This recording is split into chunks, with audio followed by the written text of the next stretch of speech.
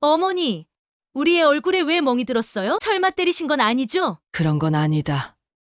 놀이터 뛰어놀다가 미끄럼들에 부딪혀서 살짝 멍이 들었다. 아니, 하나밖에 없는 아들인데 좀 더 조심히 봐주셔야죠. 다음엔 이런 일 없도록 해주세요. 그래 신경 쓰게 해서 미안하다. 이만 잘 쉬거라. 나는 72세의 박순자로 대구에서 평생을 살아왔다. 이쯤 되면 편안한 노후를 보낼 거라 생각했지만 현실은 그렇지 않았다. 거실 소파에 앉아 창밖을 바라보고 있는데 바람에 흔들리는 나무들이 유난히 평화롭다. 그 시각 휴대폰 벨이 울렸다. 화면에는 아들의 이름이 떠 있었다. 엄마, 저예요. 아들 무슨 일이니? 오늘 중요한 미팅이 있어서 그런데 채민이를 좀 봐주실 수 있을까요? 나는 순간 멈칫했다. 며칠 전까지만 해도 손자를 돌보는 일은 반가웠다. 하지만 지난번에 손자를 맡은 뒤부터 며느리의 말투가 계속 마음에 걸렸다. 어머니 애를 좀 더 조심히 봐주셔야죠. 다음엔 이런 일 없도록 해주세요. 가벼운 상처에도 큰일이 난 것처럼 난리를 피우다니 그때부터 뭔가 서먹해졌다는 느낌이 들었다. 엄마, 맡아주실 거죠? 아들의 목소리에 정신이 돌아왔다. 손자를 맡아달라는 부탁이었다. 그래 알았다. 말은 그렇게 했지만 전화기를 내려놓고 나서 한동안 생각에 잠겼다. 예전에는 당연하게 여겼던 손자 돌보기가 이젠 부담스럽게 느껴지는 이유가 무엇인지 가슴이 답답했다. 오늘은 별일 없겠지 하는 생각으로 채민이를 데리러 나갈 준비를 했다. 한 손에 지팡이를 짚고 천천히 걸었다. 버스 정류장으로 가는 길 익숙한 골목을 지나며 예전 기억이 떠올랐다. 엄마, 저 어린이집 가기 싫어요. 엄마 회사 갔다가 오면 바로 데리러 올게. 할머니랑 잘 있어. 어린 시절 채민이가 손을 꼭 잡고 투정 부리던 모습이 생생했다. 그때는 손자가 그저 예쁘기만 했는데 요즘은 어쩐지 마음이 불편했다. 아들네 집으로 가는 동안 묘한 긴장감이 엄습했다. 집 앞에 도착해 초인종을 눌렀다. 문이 열리자 며느리가 살짝 놀란 듯한 표정으로 말했다. 어머, 어머니 오셨어요. 그래. 채민이 데리러 왔다. 며느리는 잠시 망설이는 듯 하더니 문을 열어주지 않고 이렇게 말했다. 어머니 채민이 짐은 제가 문 앞에 놔뒀어요. 그냥 데리고 가시면 돼요. 나는 순간 기분이 좀 상했지만 그려려니 했다. 아니 그냥 안에 들어가서 애 옷이라도 챙겨줄 수 있지 않니? 아니요, 괜찮아요. 요즘 집이 좀 어수선해서요. 며느리는 애써 태연한 척했지만 명백하게 집에 들어오는 걸 막으려는 태도였다. 한동안 며느리를 바라보다가 그저 고개를 끄덕였다. 이제야 확실해졌다. 그래 그럼 가겠다. 손자의 가방을 받아 들고 발걸음을 돌리는 순간 가슴이 서늘해졌다. 내가 이제 집에도 못 들어가는 사람이 되었구나. 한 손에는 손자의 작은 가방을 다른 한 손에는 지팡이를 쥐고 천천히 걸었다. 집에서 며느리가 보였던 태도가 계속 머릿속을 맴돌았다. 집이 어수선해서요. 며느리는 딱 잘라 말했다. 며느리가 예의 없이 대하는 것도 아니었다. 하지만 사람 마음이란 게 꼭 말로만 표현되는 게 아니지 않은가. 나를 집에 들이고 싶지 않은 거겠지. 머릿속으로 계속 되뇌어 보니 답은 하나였다. 그렇다면 아들은 어땠을까? 아들은 뭔가 눈치가 없었던 것일까? 아니면 이미 알고 있었지만 모른 척하고 있었던 것일까? 그걸 생각하니 더 서러웠다. 버스 정류장에서 기다리는데 지나가는 사람들이 눈에 들어왔다. 친구와 팔짱을 낀 중년 부부 젊은 엄마와 아이 손을 꼭 잡고 걸어가는 할머니와 손녀. 나는 어디에도 속하지 않는 사람이 되었구나. 한때는 누군가의 아내였고 누군가의 엄마였고 지금은 누군가의 할머니인데 그런데도 나는 점점 가족의 바깥으로 밀려나고 있다. 이런 생각이 드니 손자의 작은 손이 유난히 따뜻하게 느껴졌다. 할머니, 오늘 우리 뭐해? 손자의 눈망울이 반짝였다. 그래 아직은 이 녀석이 내 곁에 있어 주잖아. 집에 도착해 손자의 옷을 갈아입히고 있던 참이었다. 그때 휴대전화가 울렸다. 엄마 도착하셨어요. 그래, 애는 잘 데리고 왔다. 감사해요. 근데 저녁에 저희가 좀 늦을 것 같아요. 집에는 들여보내고 싶지 않더니 아이를 맡길 때는 엄마가 필요하구나. 알았다. 저녁 먹이고 재울 테니 올 때 연락해라. 최대한 담담하게 말했지만 마음은 쓰렸다. 며느리가 그렇게 싫어하는 사람한테 자기 애를 맡길 생각은 하는구나.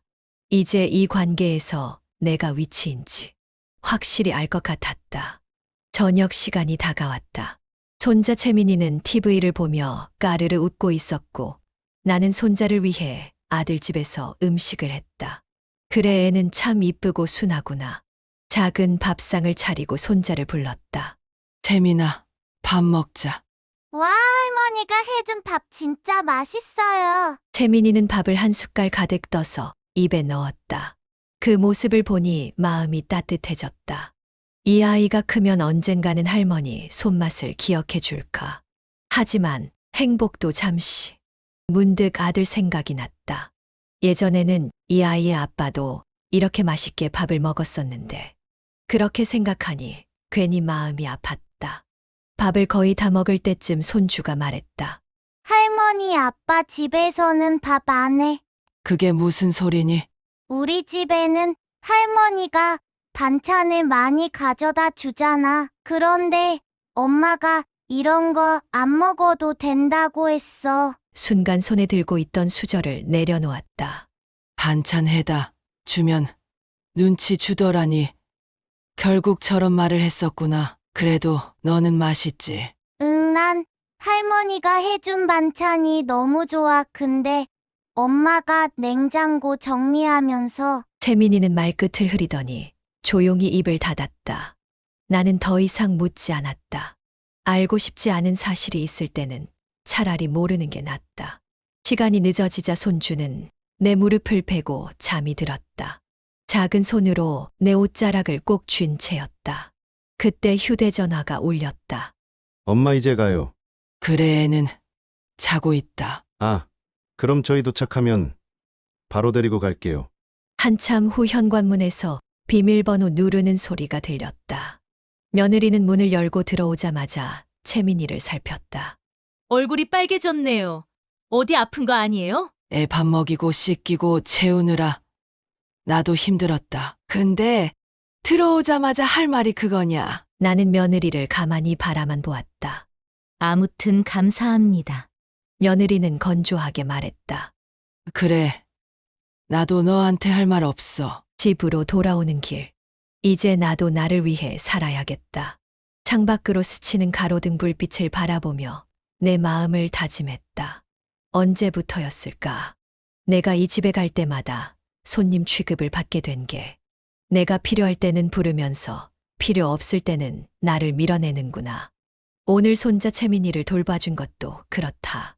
애를 맡기는 건 당연하면서 내가 집에 들어가는 건 안 된다는 그 태도. 왜 나는 이런 대접을 받으면서도 아무렇지 않은 척 살아야 하지. 손에 힘이 들어갔다. 이제는 바뀌어야 했다. 그날 밤 집에 도착하자마자 전화벨이 울렸다. 어머니 내일도 채민이 데리러 와주실 거죠? 또 시작이네. 이제까지는 그래 알았다라고 했지만 이제는 안 그래. 아니, 못 본다. 네, 왜요? 내일 중요한 약속이 있어서 그런데. 내가 그렇게 한가해 보이니? 나는 어느 때보다 담담하게 말했다. 아들은 어색하게 웃으며 끼어들었다. 에이, 엄마 왜 그래? 너무 그러지 마. 엄마도 혼자 있는데. 우리 채민이 봐주면 심심하지도 않고 좋잖아. 그래, 결국 이거였지. 내가 혼자 있는 건 내 사정이고 너희 애를 돌보는 건 내 일이 아니다. 엄마 말이 좀 너무하신 것 같아요. 너무한 건 내가 아니라 너희들이란다. 그렇게 나는 통화를 끝내고 휴대전화를 내려놓았다. 왠지 모르게 입꼬리가 올라갔고 속이 시원했다. 처음으로 내가 원하지 않는 일을 거절했다. 다음 날 아침 나는 동네 공원으로 산책을 나갔다. 언제나처럼 손주를 돌봐주러 가는 길이 아니라 오롯이 나를 위한 시간. 오랜만에 느껴지는 자유로움. 그리고 이제는 자식들에게 얽매이지 않겠다는 다짐. 그래, 이게 맞는 거야. 엄마, 어디야? 딸 미정이가 전화를 걸어왔다. 커피를 마시며 휴대전화를 귀에 댔다. 공원이지 산책 나왔어. 아니, 엄마 오늘 집에 계신 줄 알고 반찬 가지러 가려고 했는데 비밀번호가 안 되더라고. 언제 바꾼 거야? 드디어 알아챘군. 그래 바꿨다. 왜 갑자기요? 알려주세요. 문 앞이거든요. 이제 내 허락 없이 내 집에 들어오는 건 안 된다. 너도 예의 좀 지켜라. 엄마, 무슨 일 있었어요? 갑자기 왜 그러세요? 갑자기라니 앞으로 엄마를 필요할 때만 찾는 건 그만해라. 아니, 엄마 너무하네. 그럼 나 반찬은요? 필요하면 직접 해먹어. 알겠어. 엄마 내가 너무 필요한 데만 찾았나 봐. 미안해. 그래도 내가 엄마 사랑하는 거 알지? 그래, 미정아. 이해해주니 고맙다. 주말에 와서 엄마랑 같이 반찬 만들자. 내 딸 미정은 눈치가 참 빠르고 싹싹해서 마음에 들었다. 며칠 후 아들이 찾아왔다. 엄마 애 봐달라는 건 아니고 그냥 먹을 거라도 좀 만들어서 보내줘요. 아내가 밥을 안 해서 맨날 사 먹으려니까 돈이 너무 많이 들어. 내가 해주면 먹기나 하니. 거기 갈 일도 없고 더 이상 해줄 것도 없단다. 엄마 서운하게 왜 이러세요? 서운한 건 나야. 아들은 더 이상 아무 말도 하지 못했다. 며느리를 생각할수록 불편한 감정을 감출 수 없었다. 자신의 시어머니가 바뀌고 있다는 걸 온몸으로 실감하는 듯했다. 어머니 그냥 예전처럼 해주시면 안 돼요. 저희 진짜 힘들어요. 너희가 힘들다고 해서 내가 희생해야 하는 건 아니잖아. 이제는 내 인생을 사는 것이 더 중요했다. 그날 이후 자식들의 태도는 조금씩 변했다. 반찬이 필요하면 스스로 해결하기 시작했고, 손주를 맡길 때는 미리 전화로 정중히 부탁했다. 그러나 아직도 이전처럼 어머니가 모든 걸 해주길 바라는 마음이 남아있는 것 같았다. 그래도 애들이 변화하는 모습을 보니 기분이 나쁘진 않았다. 나는 잠시나마 뿌듯함을 느꼈다. 이제야 진짜 내 삶을 찾고 있었다. 할머니는 문득 거울을 바라보았다. 매일 산책을 하고 꽃 구경도 다니고 동네 이웃들과 어울리며 행복도 누릴 수 있었다. 이렇게 사는 게 진짜 인생이지. 어느 날 아들이 찾아왔다. 이전과 달리 손에 반찬 몇 개를 들고 있었다. 엄마, 제 아내가 엄마 드시라고 고기 좀 재워서 가져왔어요. 아직 익숙하진 않지만 맛있게 잡숴주세요. 그게 정말이니? 그런 마음을 갖게 됐다니 기특하구나. 아들은 머쓱하게 웃었다. 사실 그동안 너무 엄마한테 의지했던 것 같아요. 미안해요. 괜찮다. 너도 이제 부모니까 서로를 이해하는 시간이 필요했던 것뿐이었다. 어느 날 손자 재민이가 영상통화를 걸어왔다. 할머니, 저 오늘 어린이집에서 그림 그렸어요. 오, 우리 재민이가 할머니한테 보여줄래? 근데 할머니 언제 우리 집 와요? 나는 살짝 웃으며 말했다. 재민아, 엄마 아빠랑 같이 주말에 오려무나 할머니가 맛있는 거 해줄게. 우와, 할머니, 나 피자 만들어주세요. 뭐 피자?